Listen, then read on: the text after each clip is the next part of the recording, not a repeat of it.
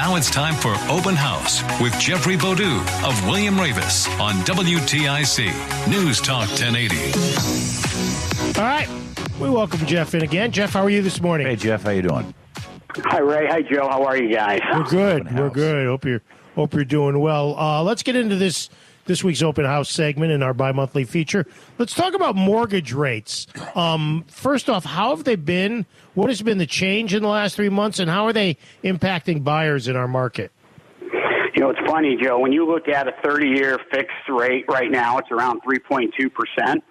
The same time last year was at 4%. And just a little bit of history here. If you go back to 2015, they were in the high 4s. 2010, they were in the high 5s. And 2000, they were in the high 7s. Boo! And Joe and I were alive in the 80s when it was the high 18s. So you got that going. This is like, I give me. hate to tell you guys, but I remember my parents saying that to me. You could put. Oh, thank you very much. That's nice, Jeff. All right, that'll do it for this week. Thanks for being with us. Yeah, great talking to you, Jeff. Take care. So, no, but there are big differences, and I guess the other thing too, Jeff, is that there are mortgage companies that are giving you a break on your mortgage as far as postponing payments because a lot of people have been financially impacted. Jeez, okay. That is true. Due to a lot of the COVID, a lot of the mortgage companies are they're mostly deferring payments. So you may be able to get away from your payments for the 3 months, but those are going to be added to the end. But it certainly helps those who are in need by not having a monthly payment. Interest accrue even if you're not making those payments? In other words, you say tag it on at the end. Will that be then at a higher interest rate? No, it's at the same interest rate of which you've been what you have the loan for. So you have a 30-year fixed rate at 2%, 3.5%. You're deferring those payments to the end, but it's the same interest rate. How has the house buying market been? It is extremely, extremely busy. I don't think anybody really forecasted this or knew this. When the COVID first hit back in February or so, I actually had conversations with my clients letting them know it's probably a good time to take a step back. It's going to slow down, and it slowed down for maybe a week or two, but it has been extremely busy ever since. Truly, homes have been in multiple offers. I just listed a home in West Hartford, and it sold in 2 days with 6 offers, $25,000 over asking price. God. Well, I think the last time we spoke, Jeff, was you were talking about how Fairfield and Litchfield counties are going nuts as people escape from New York. That is true. People are getting out of that vertical living, and I expected to see some of that, but a brief amount of that impact us here up in the Hartford area. Right. But just another example, I listed a property in Glastonbury, South Glastonbury, just recently for $850,000, and we had 2 buyers that come up from New York, one from Chicago, and one agent was doing a Skype call with their client in Poland. So never thought that it was going to come up this far, but it is. And actually, the buyer for that house is from New York. Jeff, how do the low rates increase what the buyers can spend?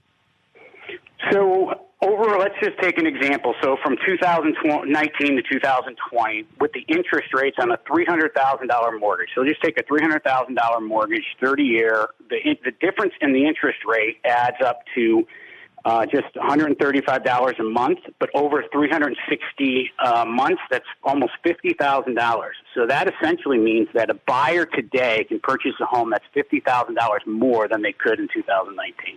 And how about, the standard loan, the 30-year? Is that still, do you still need, I don't think you need 20% down anymore, do you? You don't need 20% down. Typically, fixed rates now are 5%. Over 5%. That's traditionally over 5% is conventional. There are some banks that are doing 3%, but they're typically portfolioing their loans. But anything under 20, you will need private mortgage insurance or PMI. Talking with Jeff Bodeau, our weekly, bi-weekly, I should say, bi-monthly open house segment here on WTIC. Are what people looking for in a house different during the pandemic? Have they gotten even fussier, or are they just looking to get a building that they can make adjustments to? The criteria and the likes of what people are looking for when purchasing a home right now, I haven't seen a difference in that. It's pretty much stayed status quo. What is typically with buyers is a lot of them are looking for something that's turnkey. They really can't envision of what it would look like remodeled, or frankly just don't want to get involved in the remodeling process. But what people are looking at between pre and post COVID is the same. Okay.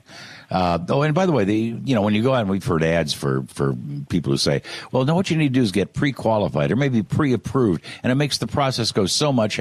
What's the difference between those two? So the difference between the pre-qual and the pre-approval, which is a really good question. So with a pre-qualification situation, the loan officer will just ask you an overall financial picture, like including your debt, your income, your assets, for instance. And this is just really a good indication of the creditworthiness of the buyer and what they can afford.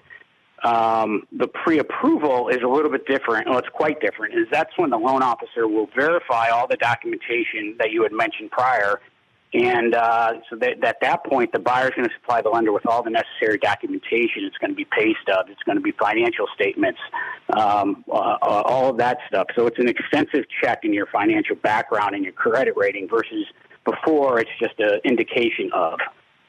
So even though the market has not suffered a big hit as far as people looking for houses and the like are concerned, do you think when we get back to normal or whatever the new normal is, there'll be a spike in people looking to get out? I think right now, people are out right now and buying. It's interesting because around this time where traditionally real estate is slowing down a bit, I think June, July is sort of going to be like the new March where it was really busy. And I think the home buying is going to consistently grow or get better or stay as good as it is now, because I don't think there's a lot of people that have going on vacation. Maybe they forego their vacations, and so they're around and they're excited to get into the marketplace and purchase a home. Hey, Jeff, a question I have, and it's usually a mixed bag when it comes to a pool, okay? If you have a pool, sometimes it's a great selling point. Other times it is not. But we do know a lot of people are saying, yeah, I think we'll put a pool in because the public pool is closed. What is the current thinking on pools? I laugh because we just had a pool company here yesterday giving us a price on a pool. We were talking, the pools traditionally don't give a return on investment. The return on investment with a pool is basically your enjoyment over the time that you've owned the property. But right now, whether it's pools or landscaping or hardscaping, all those people are extremely, extremely busy because people are home and they want to upgrade their homes. Yeah, who knew that the pool industry would go through a rise heading towards summer with people locked down in their homes? Yeah, Joe, I wouldn't have thought it either. But the company I was talking to yesterday said they're going to be installing 260 pools this year. How do they have enough people to do that? They have about 200 employees. Oh my God! Question. Good Lord, that's unbelievable. Right. Yeah. Anything else you want to get across before we let you go and let you do your real job? Well, when we talk about the pre-qual and pre-approval situation, I just want to say that to any buyer that is out there and they're starting to look for a home, you can be on the websites looking, but before you actually get in your vehicle and start looking at properties with an agent, you need to call your loan officer, your mortgage company, and find out exactly what your purchasing power is so you know exactly what home you're looking at and not looking at something in the 500,000s when you can only afford 3, or thinking you can only afford 3 when you really could afford 4. So that's a really important thing that buyers need to do before they start the process. All right. Sounds like a plan. Jeff, thanks for the insight. We appreciate it. Enjoy the 4th of July. We'll talk to you in 2 weeks. Sounds good, guys. Thank you. Talk to you, brother. And by the way, if you would like to email Jeff, you certainly may. It's Jeffrey Bodeau, that's Bodeau, at ravis.com. Just if you want to get a hold of him. Or you can give him a call at 860-463-9296. That's, as Ray said, Jeffrey Bodeau, Bodeau,